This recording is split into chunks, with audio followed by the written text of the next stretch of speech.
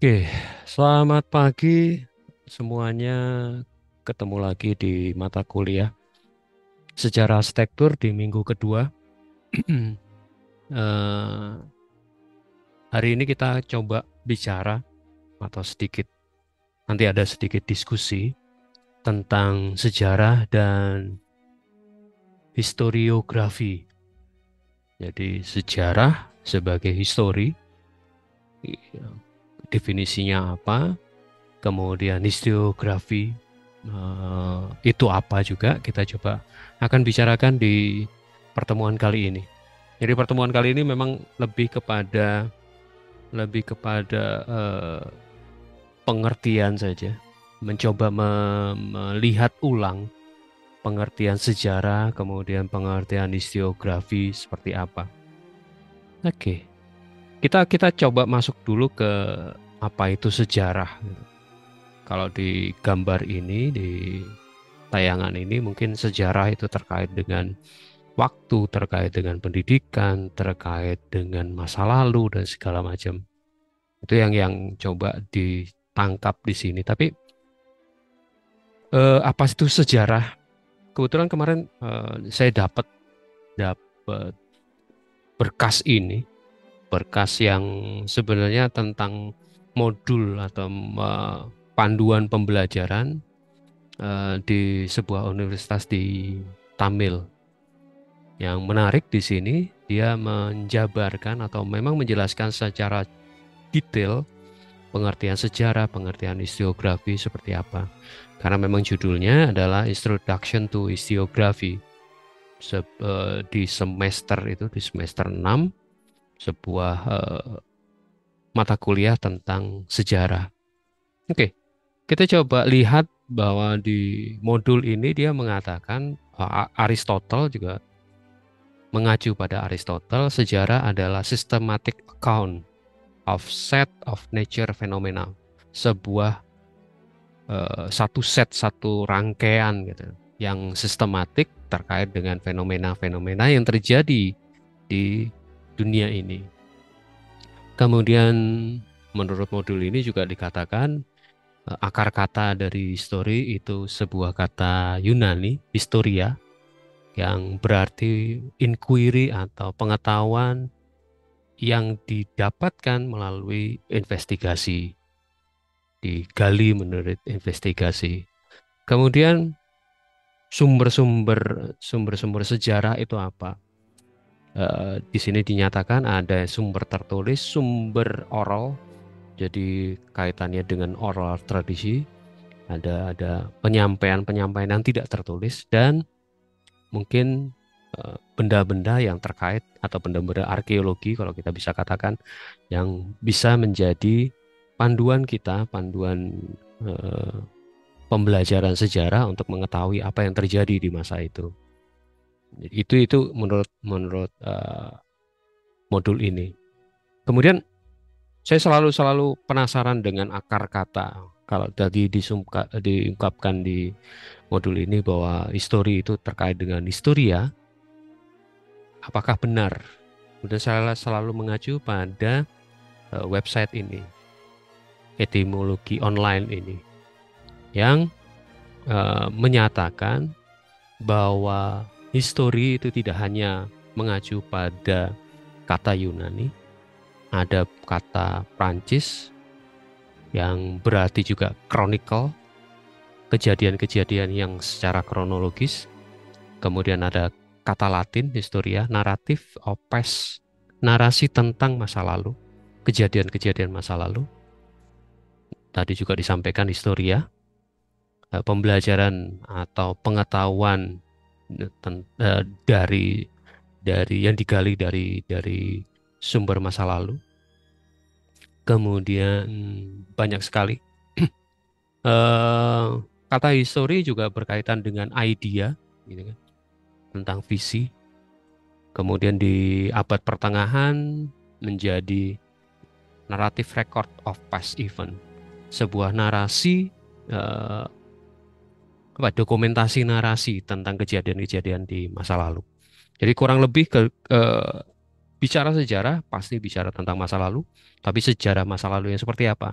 Masa lalu yang kemudian terekord, masa lalu yang kemudian tersimpan, masa lalu yang kemudian dicatat atau diomongkan atau kemudian ditampilkan melalui benda-benda bersejarah, benda-benda artefak-artefak arkeologi, katakanlah seperti prasasti dan segala macam. Ke buku ini saya tambahkan dari reference, jadi idea a history of thought and invention from fire to food. Jadi buku ini bicara tentang sejarah ide, bagaimana manusia kemudian bisa mengembangkan ide-idenya. Kembali lagi tadi asal katanya atau terkait kata history itu terkait dengan idea. Buku ini menggambarkan sejarah ide dari zaman purba hingga masa kini. Buku ini dimulai hampir 2 juta tahun yang lalu dengan penemuan kapak tangan dan mengeksplorasi bagaimana beberapa gagasan yang paling kita hargai mungkin berasal dari masa sebelumnya. Jadi yang menarik dari buku ini bukan pada kumpulan penemuan-penemuan, tapi cara pandang. Konteks buku ini, sejarah dipandang sebagai perjalanan panjang dan kompleks dari ide-ide dan penemuan yang telah membentuk peradaban manusia.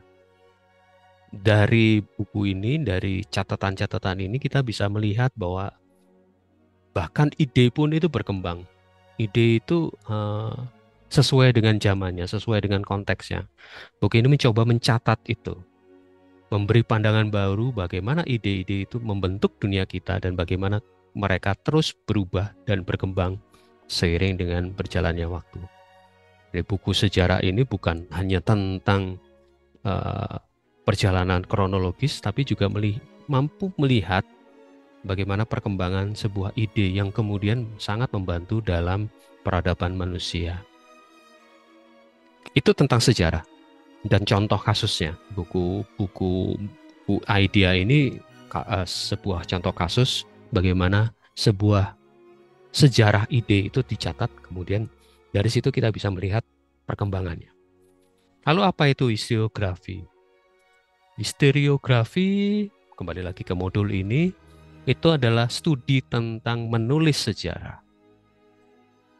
It study how historical recording and interpretation shift with time as a result of change in ideology and effect of certain event. Di pengertian ini yang menariknya adalah ada kata interpretasi dari apa-apa yang sudah tercatat. Jadi historiografi adalah belajar menulis sejarah. Pengertian ini saya sampaikan bukan mengajak mahasiswa untuk menjadi seorang sejarawan, tapi mengambil intisarinya bahwa pengetahuan-pengetahuan atau catatan-catatan sejarah itu diperbolehkan untuk diinterpretasi, diperbolehkan untuk ditulis ulang sesuai dengan konteksnya. Historiography tries to place various source of information into specific context. Jadi kita bisa memilih sumber-sumber sejarah, informasi-informasi sejarah, kemudian kita rangkai menjadi sesuai dengan kebutuhan kita, konteks kita. It means the historiographer does not merely accept the context of source, tidak serta-merta menerima atau secara lugu menerima sumber atau berita-berita sejarah, tapi kemudian mengidentifikasi sumber tersebut, kemudian mencari various motif dari informasi tersebut. Ini yang selalu menjadi perdebatan di kalangan sejarawan, bahwa terkadang ada satu kejadian yang kemudian bisa dipahami atau bisa dibaca, bisa diinterpretasi dari perspektif-perspektif yang lain. Dan itu bukan sesuatu hal yang salah, diperbolehkan, karena memang penulisan atau interpretasi sejarah itu memang diperbolehkan dalam konteks historiografi. Kemudian merekonstruksi eh, kejadian di masa lalu. Ini perlu saya sampaikan karena akan sangat berguna di dalam perspektif atau di dalam konteks arsitektur, bahwa kejadian di masa lampau itu terkadang perlu direkonstruksi ulang, kemudian dibaca ulang sesuai dengan konteks masa sekarang, sesuai dengan kebutuhan masa sekarang. Ini sekedar pembeda bahwa sejarah adalah belajar tentang masa lalu, yang terutama terkait dengan tadi manusianya. Kalau tadi sejarah tentang ide, bagaimana manusia berkembang dengan idenya, bagaimana kemudian ide tersebut membantu sebuah peradaban. Kemudian ketika belajar sejarah, you study event of the past, belajar tentang masa lalu. Itu saja.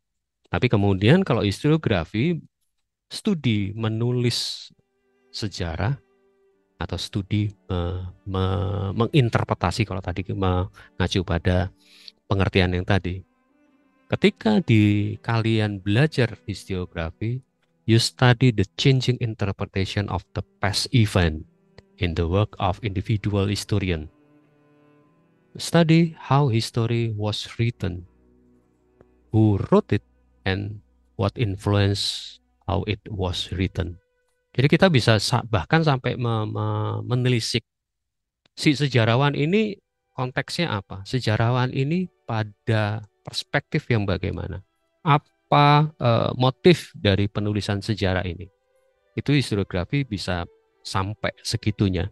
Dan itu yang kemudian menjadi sangat berguna ketika kita belajar tentang historiografi dari arsitektur. Kita bisa kemudian mengambil beberapa kejadian-kejadian masa lampau yang sesuai dengan konteks kita, sesuai dengan perancangan kita. Oke. Kalau berdasarkan buku Carr ini, sebuah buku klasik karena disusun berdasarkan kuliahnya di tahun 61.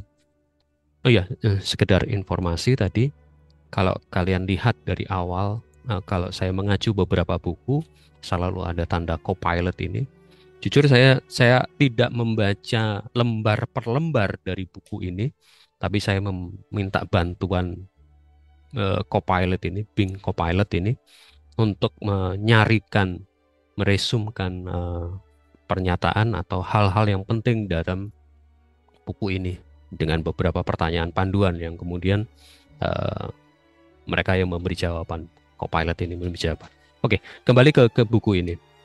Carr berpendapat bahwa sejarah adalah dialog terus-menerus antar masa lalu dan konteks kita masa kini. Terkait dengan historiografi tadi, bahwa kita bisa menginterpretasikan ulang sejarah-sejarah yang sudah lampau sesuai dengan kebutuhan kita. Dalam hal ini kebutuhan kita adalah arsitektur.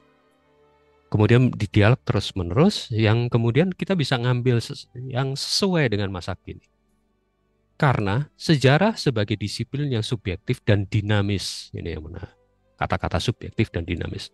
Bukan sekedar kumpulan fakta-fakta objektif. Itu juga menjadi dasar saya dan Bu Almira ketika menyusun RPS ini. Bukan belajar tentang kolom ionik Dorik Korintian atau tentang arsitektur modern yang kaitannya dengan Bauhaus, kaitannya dengan beberapa tokoh, katakan Le Corbusier dan segala macam. Bukan belajar tentang itu, tapi mengajak kalian untuk berpikir kritis. Caranya bagaimana ya ini? Kita buat landasan dulu. Jadi pertemuan kali ini benar-benar hanya definisi supaya kita paham bahwa sejarah itu bukan sesuatu hal yang mati, bukan sekedar kumpulan fakta objektif. Tapi kita bisa berinterpretasi, kita bisa melakukan subjektivitas kita sesuai dengan kebutuhan kita. Dan sejarah itu sifatnya dinamis. Sejarah adalah sesuatu yang dinamis. Ini berarti bahwa pemahaman kita tentang sejarah terus berubah dan berkembang seiring dengan berjalannya waktu. Kalau di dalam arsitektur juga seperti itu. Sejarah arsitektur adalah sejarah yang dinamis.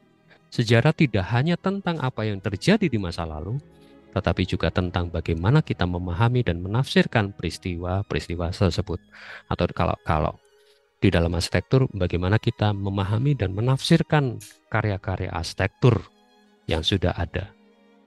Sering dengan berjalannya waktu, perspektif dan interpretasi baru dapat muncul, membuat sejarah menjadi subjek yang terus berubah dan berkembang. Definisi ini sangat cocok dan sesuai dengan pemahaman kita di dalam arsitektur yang selalu berkembang. Jadi kalau kemarin ada pertanyaan di kuesioner singkat, apakah masa lalu itu tidak terkait dengan masa kini, atau ada pertanyaan di pertanyaan terakhir, nggak salah. Jika Anda ada pertanyaan pernyataan sebagai berikut, saya tidak peduli dengan kejadian masa lalu, saya fokus ke masa depan. Dari jawaban kalian yang terkumpul, yang menarik adalah 8 orang menyatakan bahwa sangat tidak setuju. Ya ini modal lah, modal. Kemudian sisanya ada 10 dan 7 orang yang kemudian agak ragu-ragu. Ya nggak apa-apa, perkembangannya seperti itu. Tapi tidak ada yang menyatakan sangat setuju. Yang sekedar setuju ada yang 4 orang. Karena memang mungkin memahami sejarahnya bukan sejarah yang seperti yang disampaikan Carr ini. Oke, contoh. Kita masuk ke dalam contoh di dalam arsitektur. Ada 2 buku yang kalau mau belajar sejarah arsitektur, mau nggak mau akan baca 2 buku ini. Global History dari F.D. Kaching. Jadi F.D. Kaching itu tidak hanya bicara ruang, bentuk, dan segala macam, tapi juga dia menulis tentang buku ini. Memberi gambaran tentang evolusi arsitektur di seluruh dunia. Mulai dari 3500 sebelum Masehi hingga masa kini. Kemudian mengeksplorasi struktur berkembang dan tempat berlindung di dalam arsitektur. Kemudian di buku yang bawah, Sir Bannister Fletcher, seperti yang di pengantar saya sempat singgung sedikit buku ini. Buku yang klasik, saya katakan klasik, karena terbit pertama itu 1896, bicara tentang gambaran evolusi arsitektur di seluruh dunia. 1896, cakupannya mungkin tidak seluas di abad sekarang. Tapi menarik dari buku ini adalah kemudian diperbaharui di abad ke-20 dan 21. Cakupannya diperluas, arsitektur di luar Eropa termasuk Amerika, bahkan kemudian masuk arsitektur Islam. Ini menjadi menarik karena membaca Bannister Fletcher di versi 1896 itu tidak mengenal arsitektur atau tidak didokumentasikan arsitektur yang di luar Eropa. Bahkan Asia, saya sempat mengatakan Asia pun sedikit. Amerika ada beberapa, tapi tidak terlalu banyak. Kemudian ada pemahaman yang berubah, ada pemahaman yang kemudian perspektifnya berubah. Kembali lagi, sejarah itu ilmu yang dinamis. Bahkan buku yang dikatakan sebagai buku klasik seorang sejarawan juga berubah, diperbarui dengan memperluas evolusi di Eropa, di Amerika, dan di dunia arsitektur Islam. Ini 2 buku ini bicara tentang sejarah. 2 buku ini menggambarkan tentang evolusi arsitektur di seluruh dunia. Namun bedanya Fletcher fokus pada pendekatan komparatif, mencoba membandingkan dengan konteks sosial, sedangkan F.D. Kaching lebih fokus pada koneksi, kontras, dan pengaruh masing-masing arsitektur terhadap arsitektur yang lain. Oke, kalau buku ini, 2 buku ini, The Historiography of Modern Architecture dan Modern Architecture: A Critical History, karya Kenneth Frampton, bicara tentang historiografi. Buku Historiography of Modern Architecture ditulis dari perspektif masa kini. Kemudian buku ini mencoba melihat secara kritis karya-karya arsitektur dan kemudian mencoba melihatnya dari perspektif masa kini, memproyeksikan kekhawatiran kita saat ini terhadap masa lalu. Sedangkan buku Kenneth Frampton memberi gambaran tentang gerakan modern dalam arsitektur. Frampton mengevaluasi setiap bangunan sebagai pengalaman fenomenologis. Jadi melihat fenomena berkembangnya karya arsitektur dari sudut pandang manusianya. Kalau Tortikiotis berfokus pada bagaimana sejarah arsitektur modern ditulis dan dipahami, Frampton lebih pada fokus pengalaman fenomenologis manusia di dalam arsitektur. Duanya sepakat sejarah arsitektur modern tidak dapat dipisahkan dari konteks masa kini dan bahwa sejarah arsitektur modern adalah subjek yang dinamis dan terus berubah. Jadi dua buku ini benar-benar mengulas arsitektur modern yang kita mungkin dari beberapa buku yang lain sangat fokus kronologisnya, pengaruhnya dan segala macam. Tapi dua buku ini sangat melihat kenapa sih muncul arsitektur modern, apa yang terjadi di arsitektur modern, dan bagaimana arsitektur modern punya pengaruh terhadap manusia. Itu yang disampaikan oleh Kenneth Frampton. Yuk, dari sini saya sedikit mengajak kalian, saya stop share dulu untuk sedikit mungkin ikut isi polling ini. Silakan kalian isi poll ini sebentar sambil saya tunggu, nanti kita coba bahas. Sudah terlihatkah pollingnya? Jadi coba dijawab. Ini sekaligus saya ngetes apakah polling yang saya lempar ngetes metode pembelajaran secara pakai Zoom. Silakan kalian jawab pollingnya.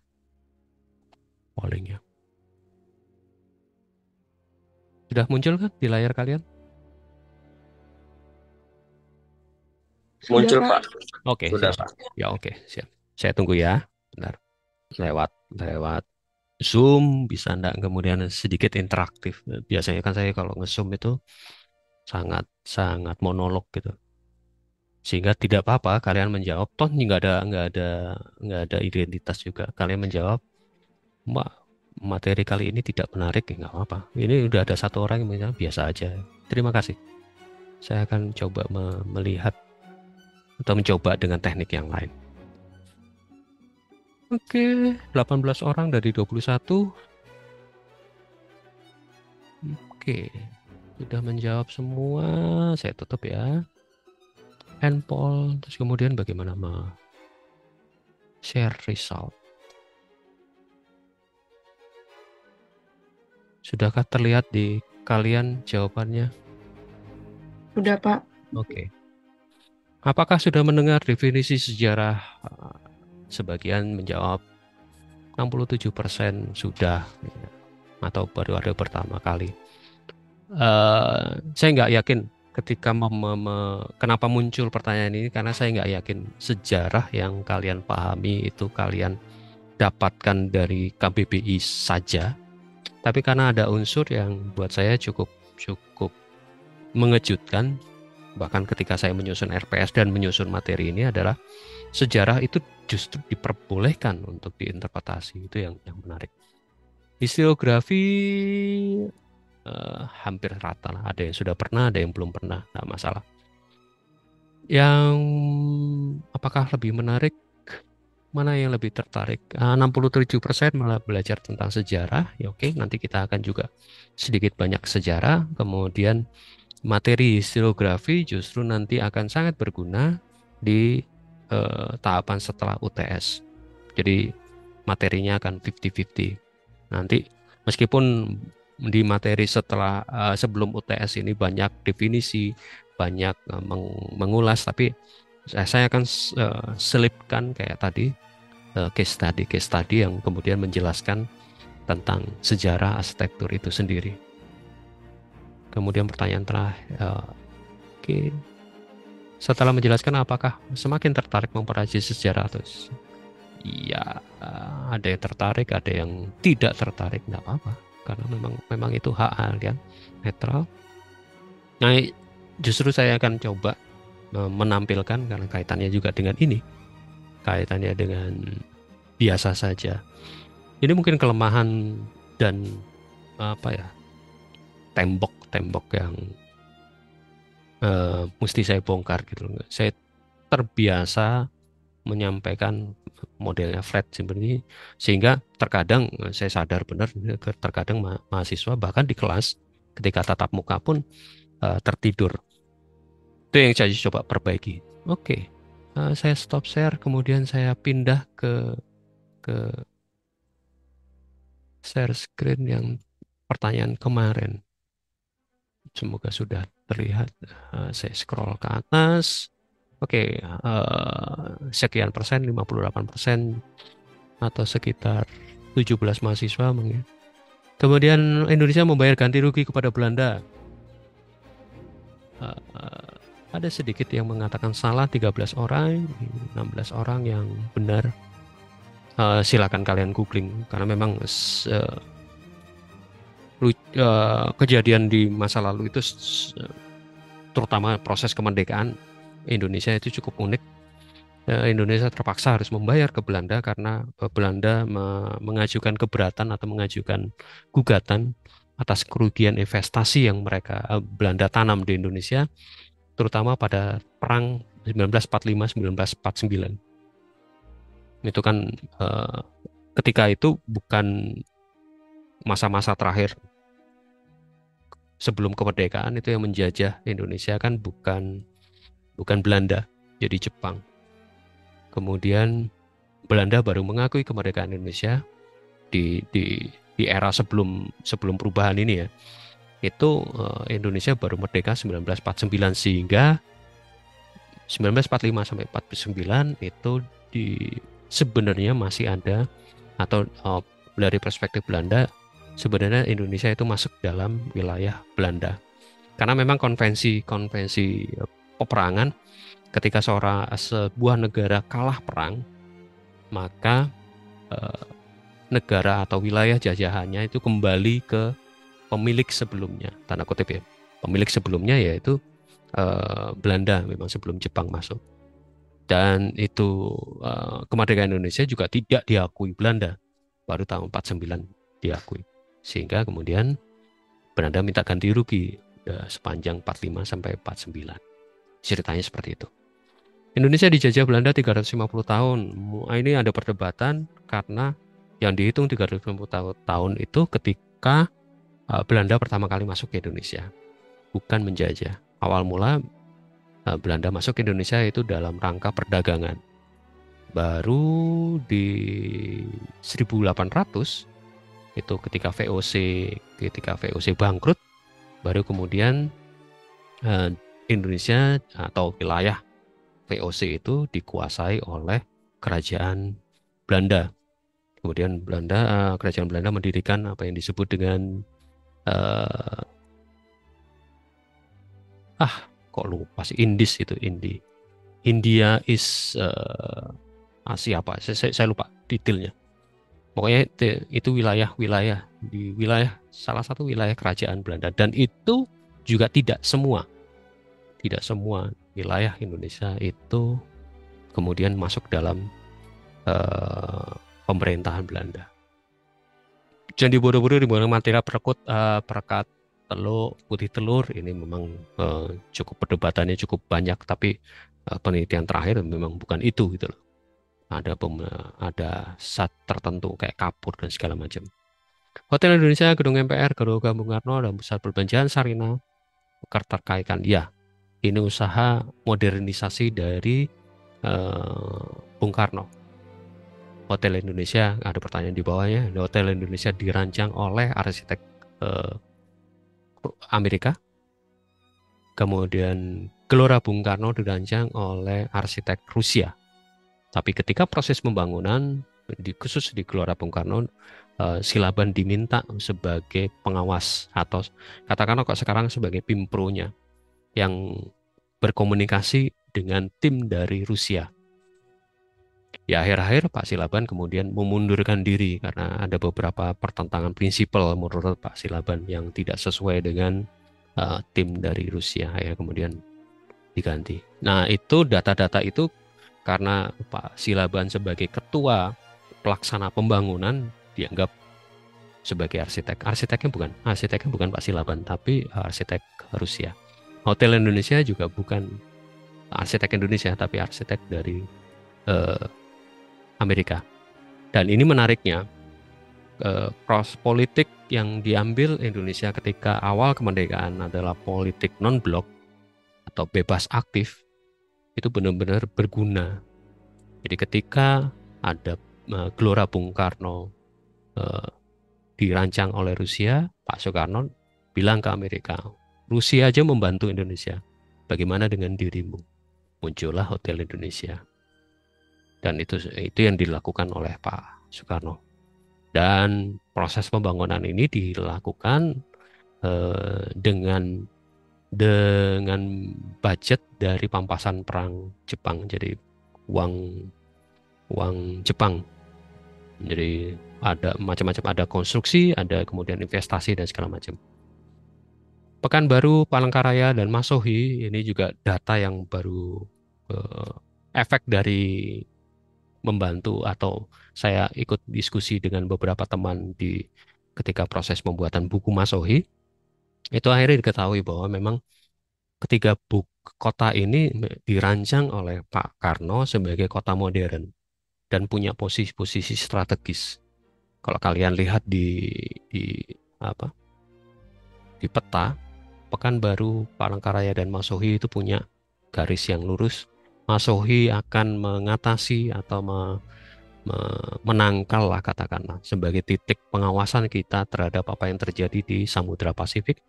Palangkaraya sebagai titik tengah sebelum Papua masuk ya, sebagai titik tengah kawasan Indonesia, dan di sebelah eh, barat itu Sumatera, itu di Pekanbaru.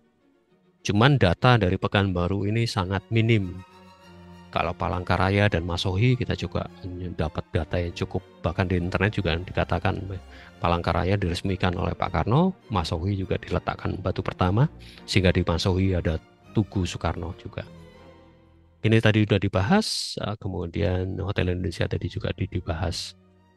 Oke, ini sekedar ketika proses menjawab, ada yang sangat yakin, ada yang tidak yakin sama sekali. Ini hampir sama dengan polling tadi. Kemudian AI, ini yang di pertemuan kali ini saya menggunakan AI dalam hal ini adalah Copilot dari Bing yang membantu saya membaca buku yang cukup tebal, buku yang cukup detail. Karena yang saya inginkan dari buku itu bukan pada kedetailan atau bukan pada metodenya. Nanti saya akan kembali lagi membaca buku itu ketika ada keperluan tentang metodologi, metode historiografi itu seperti apa, saya akan baca lagi. Tapi kepentingan pada saat sekarang membaca buku sejarah arsitektur, beberapa buku yang saya tampilkan tadi lebih kepada konteksnya, perspektifnya, dan siapa penulisnya. Dan bagaimana penulis itu menyimpulkan pertanyaan-pertanyaan dasar yang bisa dibantu dengan AI. Apakah tergantikan? Saya pikir bukan menggantikan, tapi membantu atau mempercepat proses. Kalau di masa lampau, mungkin saya tidak bisa banyak mengungkap buku-buku yang terkait dengan sebuah materi kuliah, karena saya fokus harus baca satu persatu dari lembar per lembar. Tapi dengan bantuan AI, dengan Copilot tadi, judulnya cukup unik, itu membantu untuk memahami proses bersejarah. Itu yang bisa saya sampaikan. Ada pertanyaan, ada diskusi, atau ada hal-hal yang mau disampaikan? Silakan. Mungkin memang pagi ini tidak terlalu banyak, hanya membuka wawasan dengan definisi dan segala macam. Minggu depan mungkin akan saya harap lebih seru lagi. Itu gunanya sejarah apa? Itu kaitannya juga menjawab pada beberapa dari hasil polling tadi. Keraguan kalian masih nggak perlu sih pelajaran sejarah. Saya tidak memaksa kalian untuk menjadi sejarawan, tapi menunjukkan bahwa materi sejarah arsitektur mungkin akan sangat berguna dari perspektif tertentu. Nah, minggu depan kita belajar, kita coba diskusikan sejarah itu gunanya apa sih? Sejarah itu akan mengulas apa sih? Itu yang dibongkar. Jadi dua pertemuan ke depan, bentar saya share lagi Canva.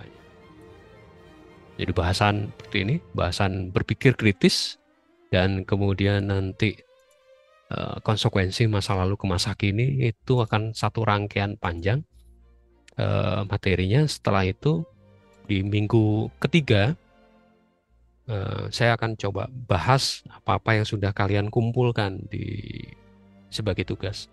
Oh ya, nanti saya akan share. Kemarin saya kelupaan untuk men-share Google Drive seperti biasa untuk mengumpulkan tugas-tugas. Tugas pertama, karena tidak ada nilai dan sudah kalian lakukan dengan polling tadi, kemudian kemarin kuesionernya, itu sudah sebagai tugas pertama. Sehingga saya punya gambaran hal-hal yang akan saya perdalam, dan materinya tetap, tapi kemudian akan diulas lebih lanjut. Kalian tertarik apa? Seperti tadi, kalian ada yang tertarik sejarah, ada yang tertarik dengan historiografi, sehingga materi pembahasannya nanti akan kurang lebih seimbang antara sejarah dan historiografi. Itu yang bisa saya sampaikan sebelum nanti di bahasan keempat kita benar-benar bicara tentang historiografi dari arsitektur. Saya sedikit nanti merevisi, bukan kesejarahan tapi historiografi. Ternyata beda pemahamannya. Oke, ada pertanyaan? Silakan. Oke, kalau tidak ada, tidak apa-apa. Silakan melanjutkan menggambar kalian, karena kalian akan ketemu saya besok di menggambar denah itu kan, di rancangan arsitektur 2. Oke, ingatkan saya kalau saya belum share Google Drive ya. Saya akan coba buat Google Drive secepat mungkin. Thank you. Selamat pagi, sampai jumpa minggu depan. Sehat-sehat. Jangan lupa tag ke e-learning ya. Karena minggu lalu ada sampai terakhir juga ada beberapa yang kelupaan. Tag e-learning. Lancar kok, hari ini lancar. Haikal, Kemas Ahmad, sama Naila.